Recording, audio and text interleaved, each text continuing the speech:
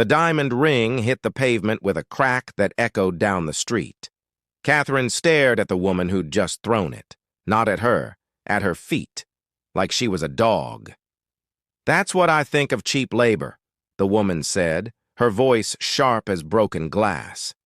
Catherine's hands were still wet from scrubbing the woman's kitchen floor. 3 hours of work, on her knees, for $75. The woman's name was Diana Hartwell, wife of real estate mogul Richard Hartwell, owner of a penthouse worth $8 million, a woman who wore more money on her wrist than Catherine made in 6 months. "I asked for streak-free windows," Diana said. "These have streaks. Do it again." Before we dive in, drop a comment and let us know where you're watching from. We'd love to hear from you. If you enjoy stories like this, be sure to like the video, subscribe, turn on the notification bell, and share it with someone who'd love it too. Catherine looked at the windows. They were perfect. Not a single streak. She'd checked twice.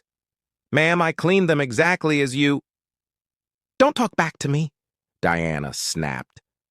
"I'm the client. You're the help. Know your place." Catherine bit her tongue. She needed this job. Rent was due in 3 days. Her daughter's asthma medication cost $200. She couldn't afford to lose a client. "I'll redo them," Catherine said quietly. "Of course you will, and you'll do it properly this time, or I'm not paying you at all." Diana walked away, her designer heels clicking on the marble floor. Catherine picked up the ring. Cubic zirconia. Not even real. Diana had thrown fake jewelry at her to prove a point. She dropped it in the trash, got back to work. An hour later, Catherine was finishing. Every window gleamed, every surface sparkled. The apartment looked like a magazine spread. Diana inspected her work, walking around with a white glove, literally, running it over surfaces, looking for dust, for imperfection, for any excuse. "Acceptable," Diana finally said.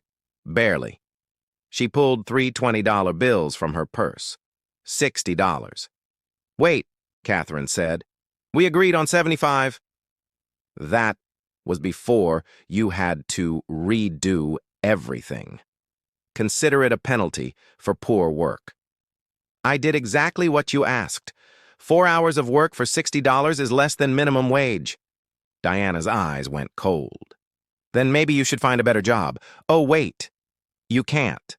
Because you're unskilled, uneducated, and frankly replaceable." Catherine's jaw tightened. "I have 2 college degrees. I was a teacher for 12 years before budget cuts eliminated my position." Diana laughed. "And now you're scrubbing toilets. How the mighty have fallen. That should teach you something about your real worth." She held out the $60. Catherine didn't take it. "Keep it," Catherine said. "I don't want your money." "Excuse me?" "You heard me. I'd rather go hungry than take another dollar from someone like you." Diana's face flushed red. "How dare you speak to me that way? Do you know who my husband is?" "I don't care who your husband is. I care that you're a cruel person who treats people like they're beneath you." "They are beneath me. You are beneath me."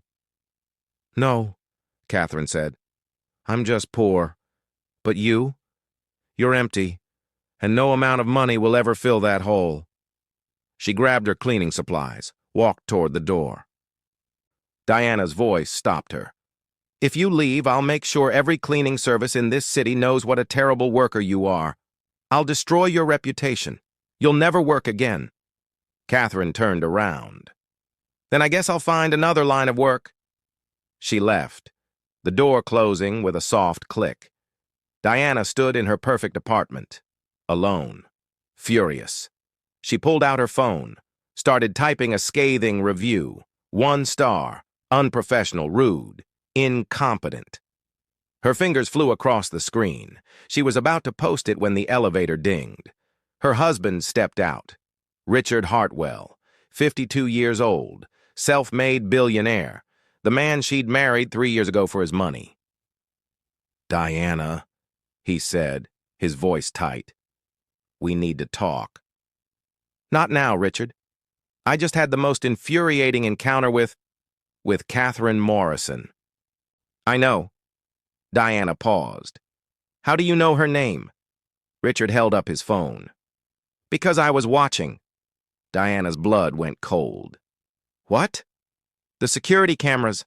I have access to all of them. I watched everything." Her face went pale. "Richard, you don't understand. She was being—" "I understand perfectly. I understand that my wife is a bully, a cruel, heartless person who treats people like garbage. She's just a cleaning lady. She's a human being." Richard's voice echoed through the penthouse. "And you treated her like she was nothing." Diana stepped back. She'd never seen him this angry. "I was just maintaining standards." "Standards. You threw jewelry at her feet. You withheld money she earned. You insulted her intelligence, her worth, her dignity." "I didn't mean—" "Yes, you did. You meant every word." Richard walked to the window, looked out over the city. "Do you know why I married you, Diana?" She didn't answer. "Because you reminded me of someone I used to know. Someone kind, generous, someone who cared about people." He turned to face her. "But that person doesn't exist, does she? It was all an act." "Richard, please. Catherine Morrison was my teacher." Diana froze. "What?" 25 years ago. When I was 12, my mother died. My father was drowning in grief and alcohol. I was failing everything. Getting in fights. Heading down a dark path." His voice softened. "Mrs. Morrison stayed after school with me every single day. For 2 years.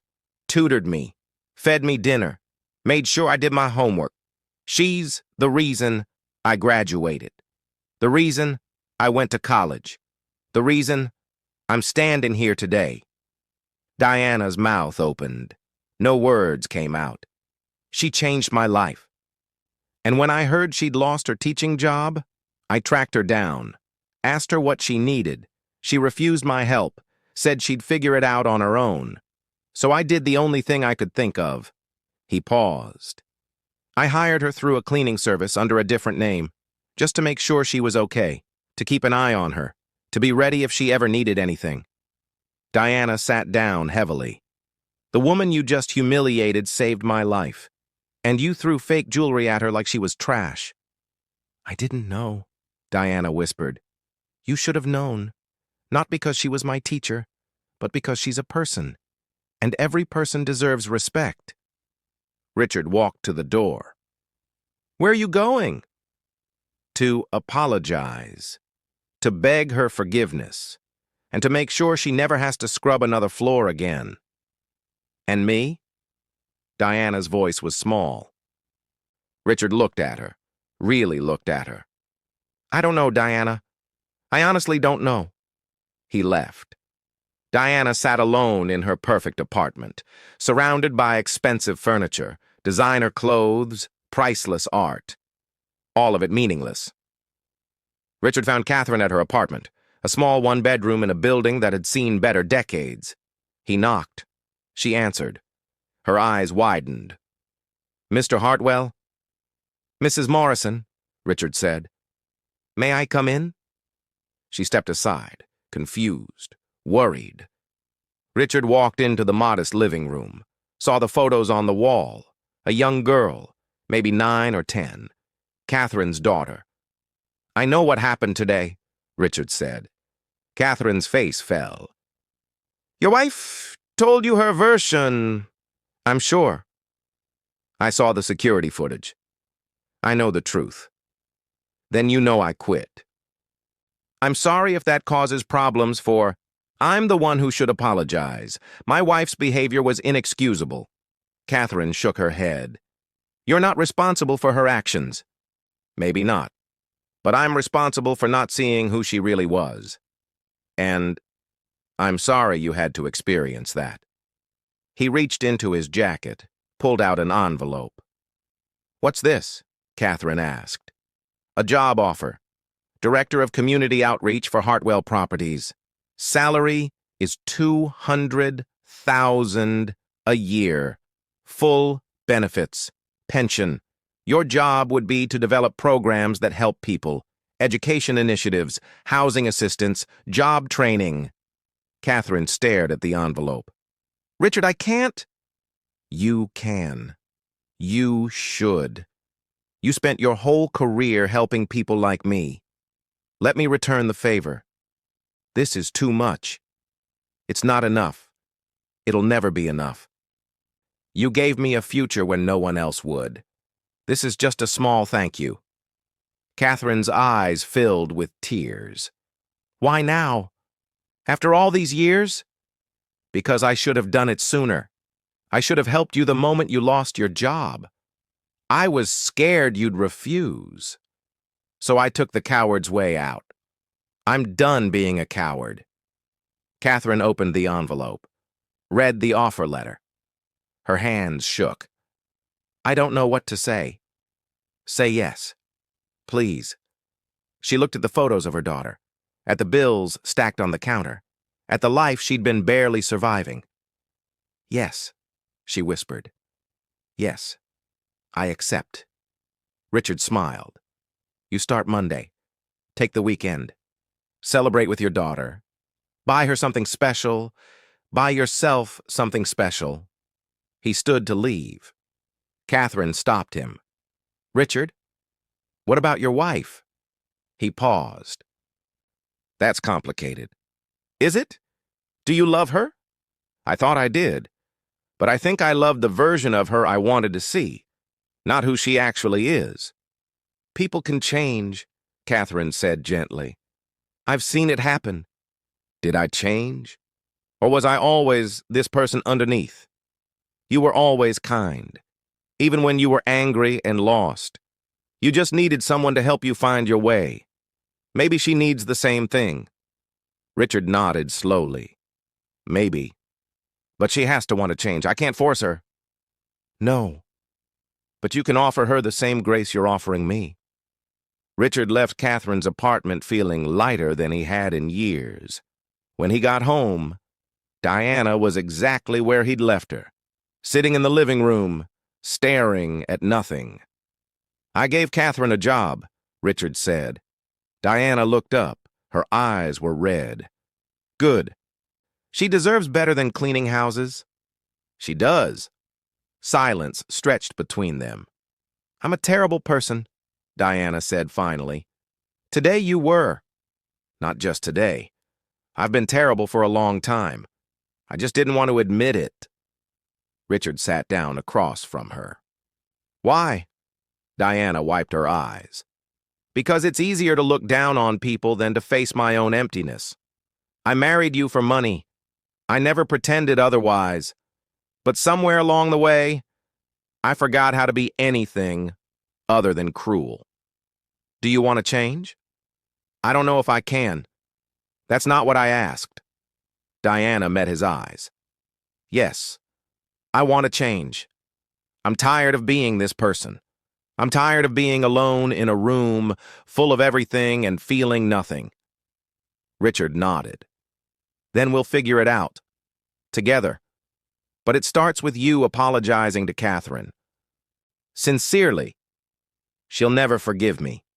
Maybe not. But you still need to try." The next morning, Diana showed up at Catherine's door. Catherine answered, surprised, wary. "Mrs. Hartwell?" "Please," Diana said. "Call me Diana. And please let me apologize. What I did yesterday was unforgivable. You deserved respect and dignity, and I gave you neither. I'm truly, deeply sorry." Catherine studied her face, looking for sincerity, finding it. "Apology accepted." "Just like that? Just like that. Holding on to anger only hurts me, not you."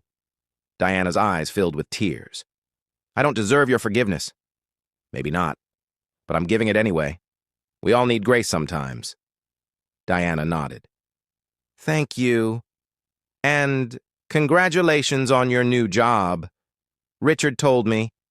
You'll be wonderful. She turned to leave. Catherine called after her. Diana? Everyone has the capacity to change. You just have to choose it. Every single day. Diana smiled. Small, but genuine. I'll try. Years later, Catherine Morrison stood in front of a new community center, the Morrison Center for Educational Excellence, funded by Hartwell Properties, named in her honor. Richard cut the ribbon. Diana stood beside him. She'd spent the last 3 years volunteering at shelters, food banks, literacy programs, learning to see people instead of looking through them. It wasn't easy. Old habits die hard. But she was trying. Richard and Diana's marriage survived. Barely. Then grew stronger, built on honesty instead of pretense, on compassion instead of cruelty.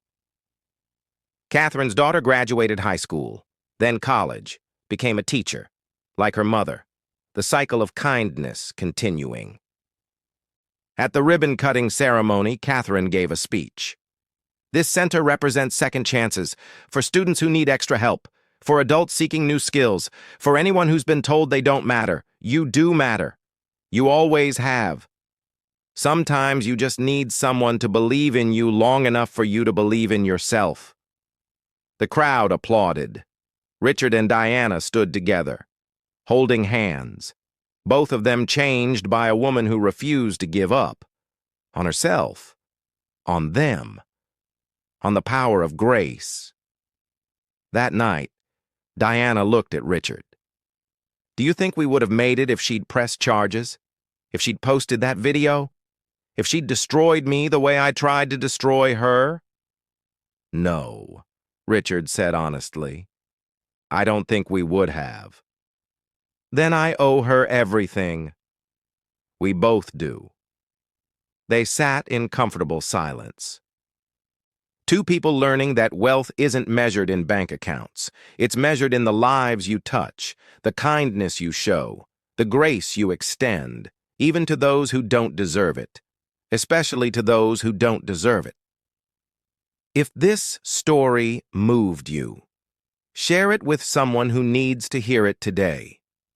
Drop a comment telling us about a time someone showed you grace when you didn't deserve it, or when you chose kindness over anger.